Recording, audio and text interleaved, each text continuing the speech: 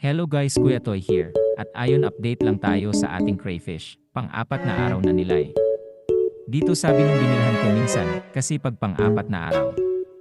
Minsan namamatay pa daw ang crayfish. Eto sila naman at napansin ko nga ito.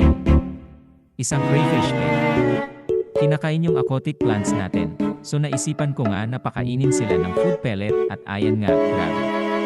Nag-awayan pa sila sa pagkain.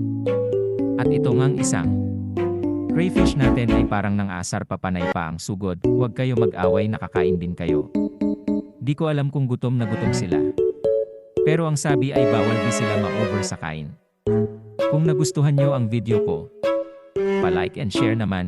Ayon lang, maraming salamat. Update ulit bukas ng gabi. Bye!